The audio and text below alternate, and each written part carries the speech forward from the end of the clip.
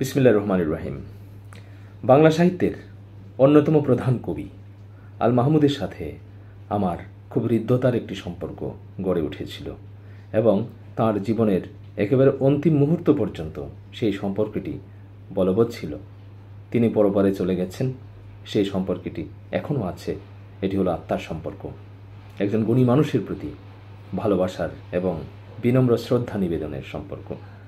তার সাথে আমার সম্পর্কটি কীভাবে গড়ে উঠেছিল সেই প্রসঙ্গে অন্য একটি পর্বে আমরা আলোচনা করব ইনশাআল্লাহ। আজকে আমাদের বিদ্রোহী কবি, জাতীয় কবি কাজী নজরুল ইসলামকে নিয়ে আল মাহমুদের কী ভাবনা ছিল সেই বিষয়ে সামান্য একটু আলোকপাত করবার চেষ্টা করব। একজন নজরুল সাধক হিসাবে বা ভাবুক হিসাবে বা নজরুল প্রেমিক হিসাবে, আমি নিজেকে গবেষক বলবো না, কিন্তু নজরুল অনুসন্ধিৎসু হিসাবে আমার কবি আল মাহমুদের কাছে একটি জানবার বিষয় ছিল নজরুল সম্পর্কে তার ভাবনা কী। একদিন তাকে আমি জিজ্ঞেস করেছিলাম, আসলে এক ধরনের বলা যেতে পারে যে ছোট মানুষের মতোই প্রশ্ন। তাকে বলেছিলাম যে, হে কবি, আপনার যে প্রাতিষ্ঠানিক পড়াশোনা এবং কাজী নজরুল ইসলামের প্রাতিষ্ঠানিক পড়াশোনা একই ধরনের। আপনিও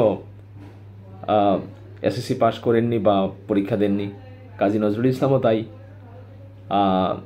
আমার ধারণা ছিল এই কথা শুনে তিনি একটু খুশি হবেন যে আমি তাকে পাম দিয়েছি, আমরা সহজ ভাষায় যদি বলি, যে এটা শুনে তিনি খুশি হবেন, তৈল মর্দন করেছি এটা ভেবে হয়তো খুশি হবেন। কিন্তু না, উনি রেগে গেলেন আমার উপর, তিনি বেশ রেগেই গেলেন এবং তিনি আমার কাঁধে হাত রেখে বললেন যে, আপনি জানেন কাজী সাহেবের পড়াশোনা সম্পর্কে? আপনি কার সম্পর্কে কি বলছেন? শ্রদ্ধায় আমার মাথা নত হয়ে গেল দুজনের প্রতি। তো কাজী নজরুল ইসলামকে নিয়ে আল মাহমুদ কি লিখেছেন, একটি কবিতা নিয়ে আজকে আমরা কথা বলবো, যে কবিতাটি তিনি কাজী নজরুল ইসলামকে নিবেদন করেছেন। কবিতাটি হলো সাহসের সমাচার, কাজী নজরুল ইসলামকে। আমরা একটু কবিতাটি পড়বার চেষ্টা করি। সাহসের সমাচার শেষ হয়ে যাচ্ছে ক্রমে ক্রমে হে কবি, একদা ভেসে যেতে যেতে কালো তোমার চুলের মতো মেঘ বড় অনুরোধ করে রক্তের ওপারে যেতে প্ররোচনা দিত। কারাগার ভেদ করে দাঁড়াতো দণ্ডিত পথে এসো বলে, প্রকাণ্ড প্রাচীন মুখে গাওয়া হতো ধ্বংসের দ্রুপদ। বিপ্লব বিপ্লব বলে হে মিথ্যার মোহন কোকিল, বাংলার শীতল রক্তে তুলে দিয়ে খারাপ ঝংকার নিসর্গের স্তনে যেন কালো এক তিল হয়ে গেলে। আজ তাই শান্তি নাও কবিবর,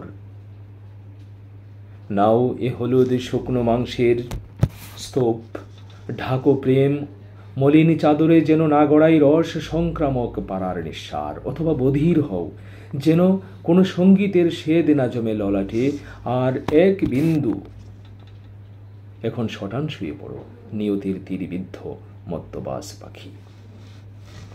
কবি যা লিখেছেন, যে শব্দচয়ন তার এবং যে ইমেজ তিনি সৃষ্টি করেছেন, তা বিশ্লেষণ করবার ক্ষমতা আমার নেই, আমার যোগ্যতা আমার নেই। কিন্তু এখানে একটি বিষয়ের দিকে আমরা যদি একটু নজর দেই, যে কাজী নজরুল ইসলামকে তিনি একটি কবিতা নিবেদন করছেন আল মাহমুদ। সেই কবিতাটির নামকরণ তিনি করেছেন সাহসের সমাচার। সাহসের সমাচার। কাজী নজরুল ইসলাম ছিলেন সাহসের প্রতীক। এরকম সাহসী মানুষ খুব একটা দেখা যায় না। সকল অন্যায়, সকল মিথ্যা, সকল অন্যায়, সকল জুলুমের বিরুদ্ধে, যে কোনো শক্তির বিরুদ্ধে দাঁড়িয়ে যিনি বজ্র কণ্ঠে সত্য উচ্চারণ করতে পারেন, তিনি হলেন কাজী নজরুল ইসলাম। সুতরাং কবি আল মাহমুদ কাজী নজরুল ইসলামকে নিবেদিত কবিতার নামকরণ যথার্থই করেছেন সাহসের সমাচার। কিন্তু শুরু করেছেন দেখুন কিভাবে, সাহসের সমাচার শেষ হয়ে যাচ্ছে ক্রমে ক্রমে। ঠিক তাই তো, সাহসের সমাচার শেষ হয়ে যাচ্ছে, সাহসী লোকের সংখ্যা কমে যাচ্ছে, এবং কমে যাচ্ছে বলেই সমাজে অন্যায়, অত্যাচার, জুলুম, নির্যাতন ক্রমবর্ধমান হারে বেড়ে যাচ্ছে। কবি লিখছেন, সাহসের সমাচার শেষ হয়ে যাচ্ছে ক্রমে ক্রমে। হে কবি, একদা ভেসে যেতে যেতে কালো তোমার চুলের মতো মেঘ বড় অনুরোধ করে রক্তের উপারে যেতে প্ররোচনা দিত। এই জাতিকে তিনি প্ররোচিত করেছিলেন, উদ্বুদ্ধ করেছিলেন যে আসো, লড়াই করো অন্যায়ের বিরুদ্ধে, সংগ্রাম করো জুলুমের, জালিমের বিরুদ্ধে, মানুষের সমাজ প্রতিষ্ঠা করো, মানুষের রাষ্ট্র প্রতিষ্ঠা করো, মানুষের সভ্যতা তোমরা তৈরি করো। আল মাহমুদ লিখছেন, আবার পড়ছি, সাহসের সমাচার শেষ হয়ে যাচ্ছে ক্রমে ক্রমে। হে কবি, একদা ভেসে যেতে যেতে কালো তোমার চুলের মতো মেঘ বড় অনুরোধ করে রক্তের ওপারে যেতে প্ররোচনা দিত। কারাগার ভেদ করে দাঁড়াতো দণ্ডিত, পথে এসো বলে প্রকাণ্ড প্রাচীন মুখে গাওয়া হতো ধ্বংসের দ্রুপদ।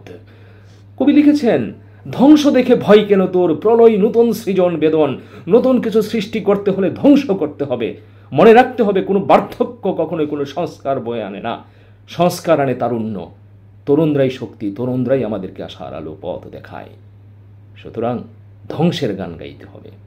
প্রকাণ্ড প্রাচীন মুখে গাওয়া হতো ধ্বংসের ধ্রুপদ।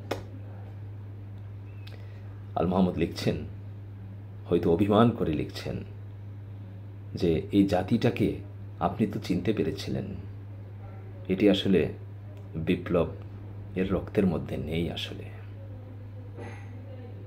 এটা শীতল রক্তের জাতি। কবি লিখছেন, বিপ্লব বিপ্লব বলে হে মিথ্যার মোহন কোকিল, বাংলার শীতল রক্তে তুলে দিয়ে খারাপ ঝংকার। আপনি বাংলার শীতল রক্তে এমন একটা ঝংকার তুলে দিয়েছিলেন, সেটা এই জাতি আসলে তার রক্তের সাথে অ্যাবসর্ব করতে পারেনি। আপনি ঠিকই একটা শুদ্ধ রক্ত, একটা বিপ্লবী রক্ত এই শীতল জলে পুশ করতে চেয়েছিলেন। বিপ্লব বিপ্লব বলে হে মিথ্যার মোহন কোকিল, বাংলার শীতল রক্তে তুলে দিয়ে খারাপ ঝংকার। তারপর কি হলো? আপনি বুঝতে পেরেছিলেন এই জাতটাকে টেনে হিচড়ে কামড়ে নেওয়ার মতো ইচ্ছা আপনার কোনোদিনও ছিল না। কিন্তু আপনি বিদ্রোহ করেছিলেন অন্যায়ের বিরুদ্ধে, আপনি বিদ্রোহ করেছিলেন নির্যাতনের বিরুদ্ধে, নিপীড়নের বিরুদ্ধে, বৈষম্যের বিরুদ্ধে বিদ্রোহ করেছিলেন।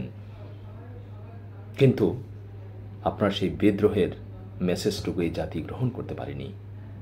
বিপ্লব বিপ্লব বলে হে মিথ্যার মোহন কোকিল, বাংলার শীতল রক্তে তুলে দিয়ে খারাপ ঝংকার, নিসর্গের স্তনে যেন কালো এক তিল হয়ে গেলে।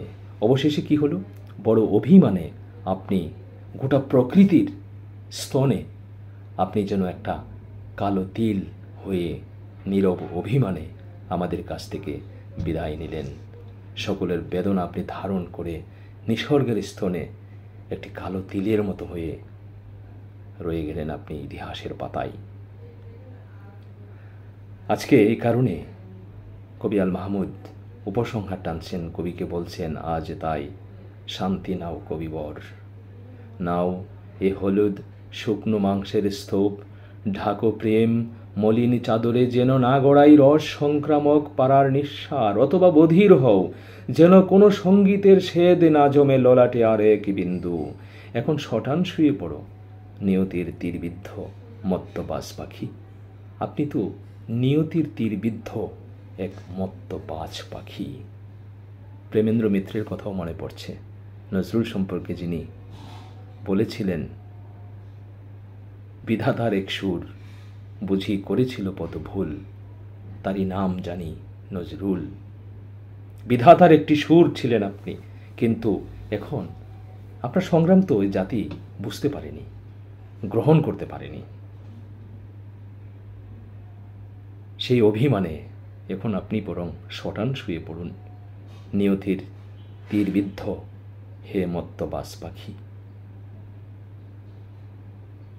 সুধীবৃন্দ, কবি আল মাহমুদ একজন মহান কবি। তিনি আমাদের জাতীয় কবি কাজী নজরুল ইসলামকে এই সাহসের সমাচার কবিতার মাধ্যমে যেভাবে স্মরণ করেছেন, সেটি এক বিস্ময়কর স্মরণীয় কবিতা হয়ে থাকবে। নজরুলের অভিমান গোটা জীবন জুড়েই তার অভিমান ছিল। তিনি যা চেয়েছেন তা তিনি করতে পারেননি। সেই স্বপ্ন সাধ তার পূরণ হয়নি। মুসাফির মুছরে আখি জল, ফিরে চল আপনার নিয়া। এই গানের মধ্যে তিনি লিখেছেন, এদেশে ঝড়ে শুধু ভুল, নিরাশার কানন ঝরিয়া। আমরা শুধু ভুল করি। আসুন অন্তত নজরুল চেতনায় আবার ঘুরে দাঁড়াই, বৈষম্যমুক্ত একটি সমাজ প্রতিষ্ঠা করি, যেখানে সকল মানুষের অধিকার মর্যাদা প্রতিষ্ঠিত হবে। সালাম জানাই হে জাতীয় কবি, বিদ্রোহী কবি কাজী নজরুল ইসলাম আপনাকে। শ্রদ্ধা জানাই বাংলা সাহিত্যের আরেক দেখভাল কবি আল মাহমুদকে। ভালো থাকুন সবাই।